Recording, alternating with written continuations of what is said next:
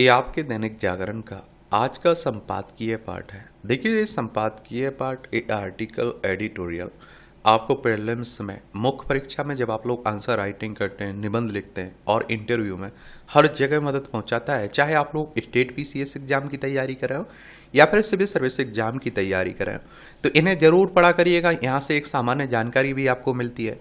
जाति जनगणना का हो सार्थक उपयोग। देखिए, जाति आधारित जनगणना की ऐलान हो चुका है ना, तो उसी को लेकर ये बात हो रही है। जनगणना की बात करें तो 1872 में लॉर्ड मेयो के समय में शुरुआत हुई थी। व्यवस्थित और नियमित जनगणना 1881 से लॉर्ड रिपन के समय शुरुआत हुई थी और जाति आधारित जनगणना के अंतिम बार आंकड़े 1931 में जारी किए गए थे। जाति आधारित जनगणना कहने का मतलब है जातियों की अब जनसंख्या की मालूम होना चाहिए। आखिरकार मोदी सरकार ने जातिवार जनगणना कराने का अप्रत्याशित निर्णय ले लिया और इससे पहले 1931 में, कब 1931 में अंग्रेजों ने ऐसी जनगणना कराई थी और आप देखेंगे कि उसके बाद से किसी सरकार ने जातिगत जनगणना की आवश्यकता नहीं समझी। हालांकि इसकी समय समय पर मांग होती रही है। मनमोहन सरकार ने कुछ क्षेत्रीय दलों के दबाव में 2011 में सर्वेक्षण की शकल में सामाजिक आर्थिक जाति आधारित जनगणना कराई, लेकिन उलझाऊ आंकड़ों के कारण उन्हें सार्वजनिक नहीं किया गया। इधर कुछ वर्षों में से राहुल गांधी जातिवार जनगणना की मांग पर बहुत जोर दे रहे हैं और इस मामले में सपा राजद जैसे दलों को भी पीछे छोड़ रहे हैं। यह इसलिए हैरान करने वाली बात है क्योंकि कांग्रेस कभी भी जातिगत जनगणना के पक्ष में नहीं रही। राहुल गांधी ने ऐसा माहौल बना दिया कि जैसे जातिगत जनगणना वंचितों, पिछड़ों, विशेष रूप से ओबीसी वर्ग के कल्याण का एकमात्र उपाय है। इससे आप देखते हैं कि यह लगने लगा कि भाजपा को इसकी काट खोजनी पड़ेगी। अंततः वह इसी नतीजे पर पहुंची कि जातिगत जनगणना कराना ही बेहतर है। वह शायद इस नतीजे पर इसलिए पहुंची कि कई ही जातिवार जनगणना की मांग उनके ओबीसी वोट बैंक में सेंध ना लगा दे। अब देखिए, बीजेपी को भी डर है क्योंकि बीजेपी के नेताओं के बयान सुनिए, पहले वो इसके खिलाफ ही थे। जो भी हो, यह किसी से छिपा नहीं कि अधिकांश दल जाति और मजहब की धुरी पर ही अपनी राजनीतिक बिसात बिछाते हैं। इसी कारण जातिगत आरक्षण की घोषणा होते ही और उनका श्रेय लेने की होड़ मच गई जातिगत जनगणना की। इसके कारण खुद को औरों से अधिक ओबीसी का हितैषी बताना और अंततः उसके वोट लेना है। हमारे देश में जाति आधारित राजनीति और धार्मिक राजनीति, धर्म पर राजनीति, ये नॉर्मल सी बातें हो चुकी है। जिस कांग्रेस ने ओबीसी आरक्षण का सबसे अधिक विरोध किया, वही अब जाति की राजनीति करने वाले क्षेत्रीय दलों से आगे बढ़कर ओबीसी तबके को यह समझाने में जुटी कि जातिवार जनगणना में वे सामाजिक आर्थिक रूप से पीछे पाए जाएंगे और इस नाते शिक्षा संस्थान, नौकरियों में उन्हें ज्यादा आरक्षण मिलने में आसानी हो जाएगी। एससी एसटी की तरह ओबीसी आरक्षण जातिगत पिछड़ेपन पर आधारित है और चूंकि आरक्षण के अलावा समाज कल्याण की कई योजनाओं का आधार जातिगत पिछड़ापन है, इसलिए वंचित पिछड़ी जातियों का सही आंकड़ा होना ही चाहिए और इससे सामाजिक कल्याण की योजनाओं के साथ आरक्षण की नीतियों को सही तरह लागू करने में सहायता मिलेगी। ये जातिगत जनगणना के फायदे होंगे, ये आप लोग लिख सकते हैं।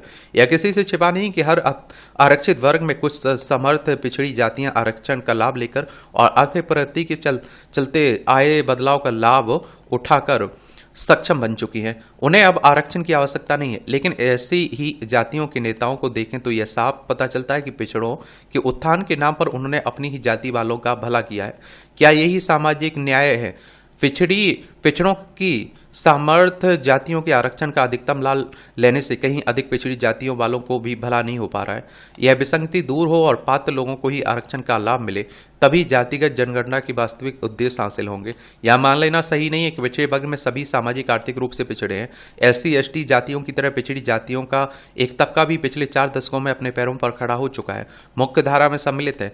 ऐसे तबकों के अनेक लोग यह नहीं चाहते हैं कि उन्हें अंगड़े पिछड़े के सामाजिक चश्मे से देखा जाए। जातिवार जनगणना की घोषणा के बाद आरक्षण की सीमा बढ़ाने की मांग और तेज होना तय है। राहुल गांधी ने ऐसी मांग फिर से कर भी दी है उन्होंने। और आखिर कहां तक बढ़ेगी जातिगत आरक्षण की सीमा? वह 50% तक पहले ही पहुंच गई है और कुछ राज्यों ने तो इसे 60 से 70% कर दिया है। 10% आरक्षण आर्थिक आधार पर भी है। आरक्षण की व्यवस्था ऐसी हो कि वह मेधा की अनदेखी ना करने पाए। अगर देश की उन्नति करनी है तो हमें मेधा को सर्वोपरि रखना होगा। मेधावियों को आगे बढ़ने का अवसर मिलना चाहिए। यदि आरक्षण के चलते मेधा की अनदेखी होगी तो देश का भविष्य उज्जवल नहीं हो सकता है। आरक्षण की बढ़ती मांग का एक बड़ा कारण सरकारी नौकरियां, लेकिन लेकिन वे तो लगातार कम होती जा रही हैं।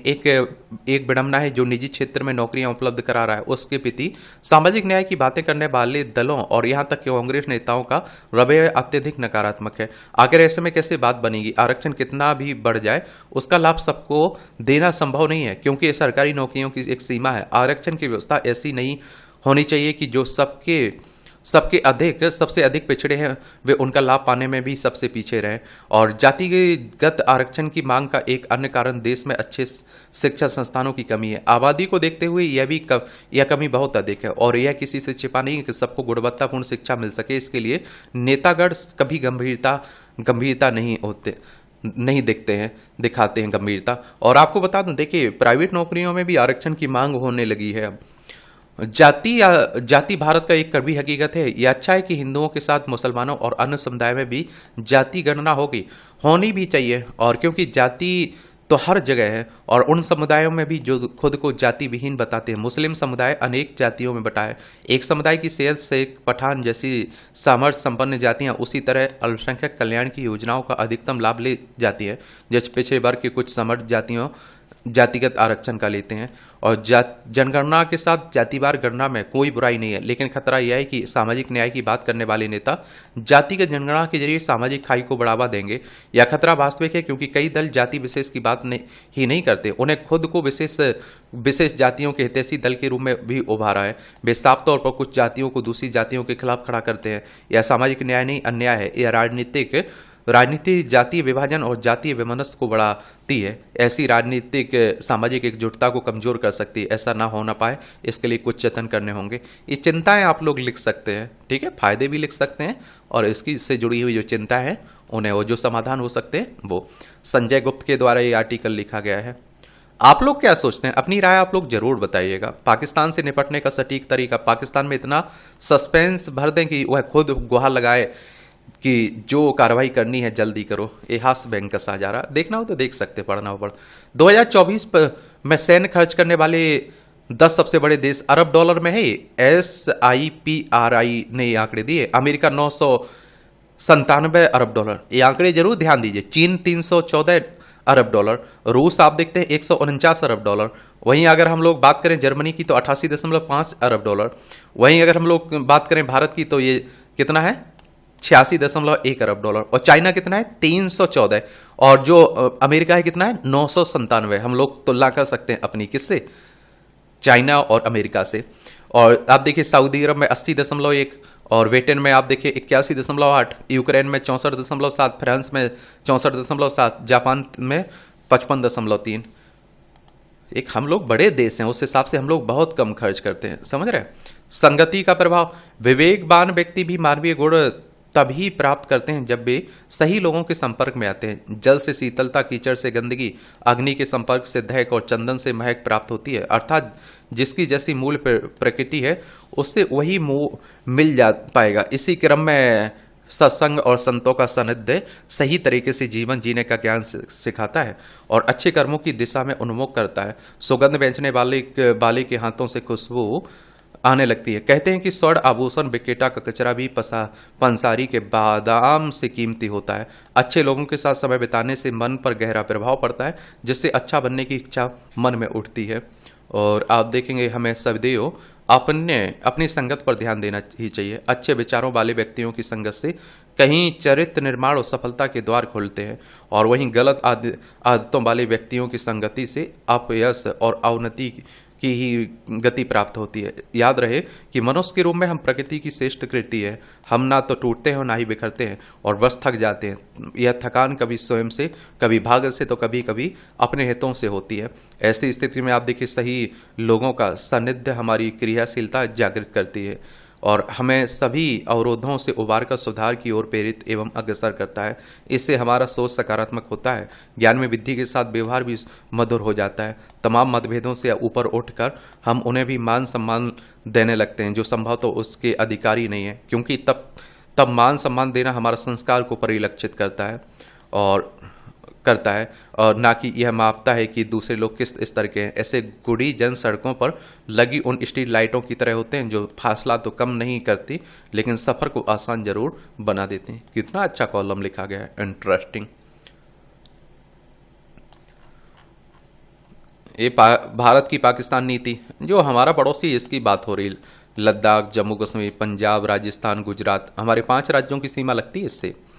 तो भारत सरकार ने अन्य देशों से भी आने वाली पाकिस्तानी वस्तुओं के आयात पर पाबंदी लगाने के साथ जिस तरह उसकी डाक एवं पार्सल सेवाओं पर रोक लगा दी और यह भी तय किया है कि अब उसके जहाज भारतीय बंदरगाहों में प्रवेश नहीं कर पाएंगे।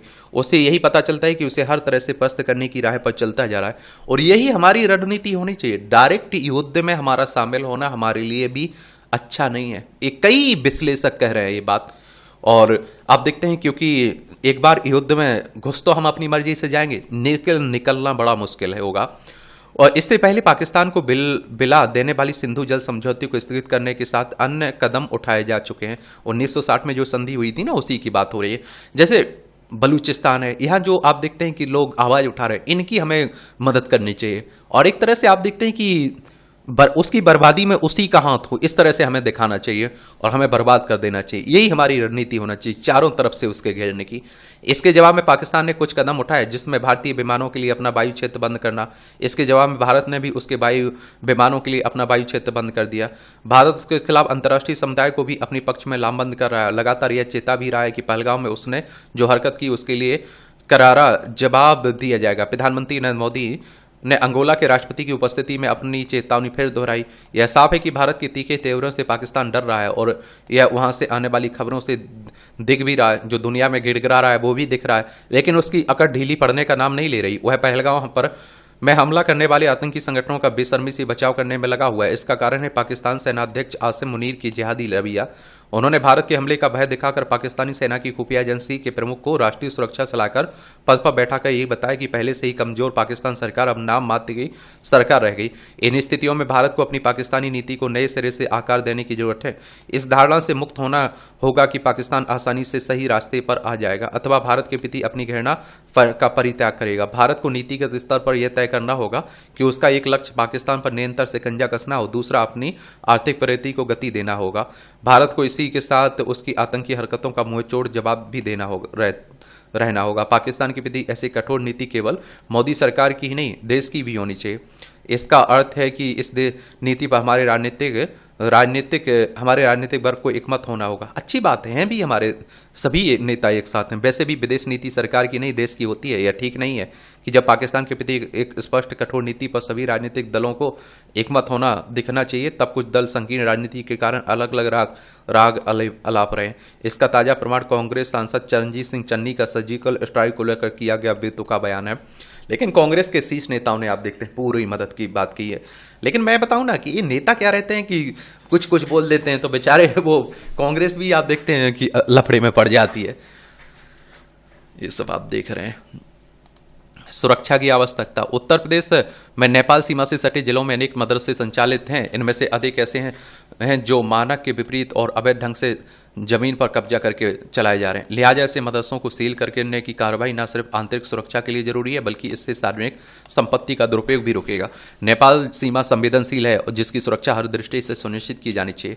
सीमा क्षेत्र में अवैध निर्माण गतिविधियां कानून व्यवस्था के लिए चुनौती भी खड़ी कर सकती हैं। यह हैरत की बात है कि श्रावस्ती, बलरामपुर, सिद्धार्थनगर, बहराइच आदि जिलों में बड़ी संख्या में अवैध मदरसे सालों साल से चलते रहे। अधिकारियों ने इसे गंभीरता से नहीं लिया। अवैध मदरसों को बंद करने के साथ ही उनके आर्थिक स्रोत का पता लगाना भी जरूरी है, क्योंकि पाकिस्तान खाड़ी देशों से उन्हें फंडिंग की आवश्यकता आशंकाएं पूर्व में जताई जाती रही हैं। हालांकि सिर्फ नेपाल सीमा ही नहीं, उत्तर प्रदेश सभी जगह आप देखते हैं कि चल रहे अवैध मदरसों के खिलाफ कार्रवाई की जानी चाहिए, क्योंकि इनके संचालन से बच्चों की बुनियादी शिक्षा पर भी प्रभावित होती है। सरकार को यह सुनिश्चित करना होगा कि शिक्षा व्यवस्था पूरी तरह नियमों के दायरे में हो।